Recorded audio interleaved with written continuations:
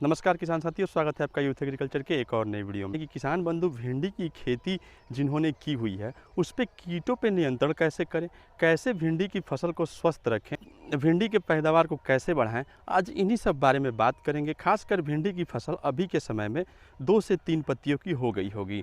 और अभी के समय में जो सबसे बड़ी समस्या किसान बंधु के सामने आ रही है वो ये आ रही है कि भिंडी तना से ही कीट उसको काट देता है और भिंडी वहीं पे ख़त्म हो जाती है। ये समस्या आए दिन इस साल कुछ ज़्यादा देखने को मिल रही है कि भिंडी की फसल अभी जब 2 से 3 पत्तों की हुई है उसी टाइम पे भिंडी को कीट काट दे रहे हैं और जड़ से ही भिंडी बाहर निकल जा रही है। ये समस्याएं बहुत ज़्यादा मात्रा में देखने को मिल रही है।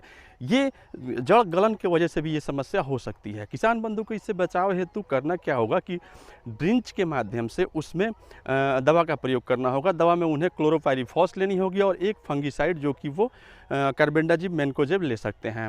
ये 2 दवा मिला करके और उन्हें हर भिंडी के पौधे के जड़ों पे ड्रिंच कर देनी है। या फिर अगर आपकी भिंडी सिंचाई करने योग्य हो गई है तो आप कार्बेंडाजिम मैनकोजेब और क्लोरोपाइरीफॉस की मात्रा को बालू में मिला करके और खेत में छींटा मार दें और उसमें एक सिंचाई आप कर दें, तो वो जो भी कीट आपके जड़ों में होंगे या फिर जो भी फंगस होंगे वो समाप्त हो जाएंगे। और ये काफ़ी सस्ती और काफ़ी क्विकली उपाय है आपको जड़ में कोई भी कीट हो उसको ख़त्म करने का या फिर जड़ में फंगस हो उसको उससे निपटारा पाने का। भिंडी में जब पहली सिंचाई आप कर रहे हैं तो उस वक्त में आप डीएपी और कैल्शियम का प्रयोग खेतों में जरूर करें। इसके साथ में एक जाइम का प्रयोग कर लें, अच्छी क्वालिटी की जाइम जरूर ले लें।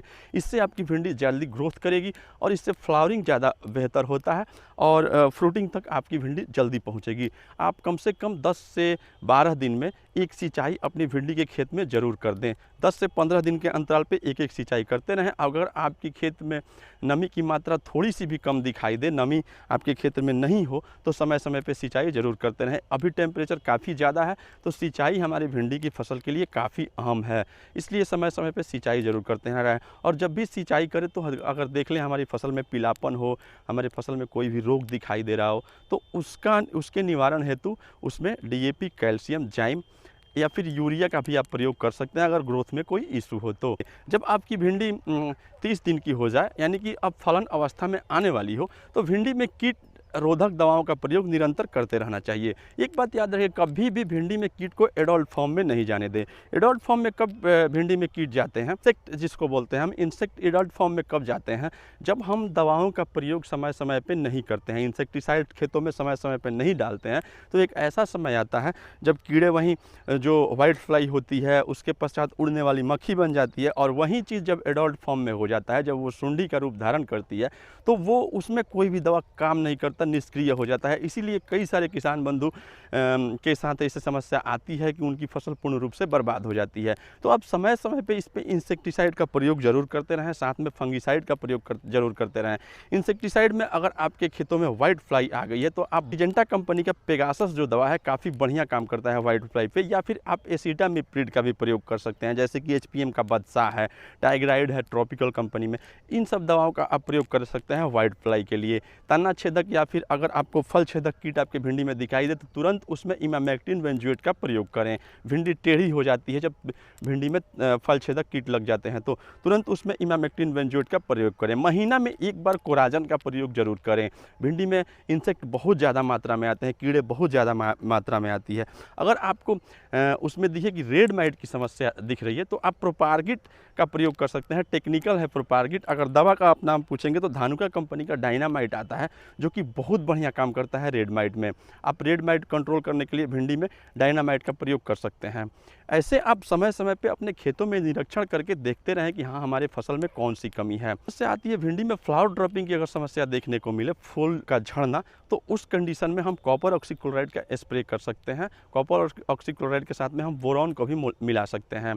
कैल्शियम और बोरॉन को हम जड़ के माध्यम से भी दे करके और भिंडी के फल को और फूल को स्वस्थ बना सकते हैं। उगठा रोग भिंडी में काफ़ी ज़्यादा मात्रा में आता है। उगठा रोग के कंट्रोल हेतु हमने पहले ही बताया था कि हमें मिट्टी तैयारी करते वक्त ही हम अपने खेतों में माइक्रोरेजा सुडोमोनास ट्राइकोडर्मा का प्रयोग कर लेना चाहिए। अगर कोई किसान बंधु ने नहीं किया हुआ है तो राइजोबियम का स्प्रे के माध्यम से भी राइजोबियम आप अपने खेतों में स्प्रे कर सकते हैं, या फिर हेक्साकोनाजोल और ट्यूबिकोनाजोल का स्प्रे करके आप काफ़ी ज़्यादा हद तक उस पर उगठा रोग पे नियंत्रण पा सकते हैं। उगठा रोग पकड़ लेने के बाद आप सोचेंगे कि कितना भी दवा का प्रयोग कर कर लें, हम उकठा रोग से निवारण पा लें, तो पकड़ लेने के बाद इसका निवारण नहीं हो सकता है। इसका पूर्ण रूप से निवारण हम मिट्टी तैयारी करते वक्त ही कर सकते हैं।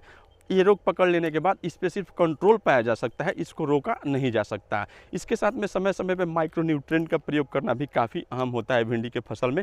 तो समय समय पे माइक्रोन्यूट्रिएंट, जो कि किसी भी पौधे को भोजन देने का काम करती है, भोजन माइक्रोन्यूट्रिएंट से ही प्राप्त होता है किसी भी पौधे को, तो आप वो माइक्रोन्यूट्रिएंट में वो सारी सूक्ष्म चीज़ें मौजूद होती है जो कि हम आमतौर पे खेतों में नहीं देते हैं। इसलिए माइक्रोन्यूट्रिएंट का स्प्रे समय समय पे करते रहें।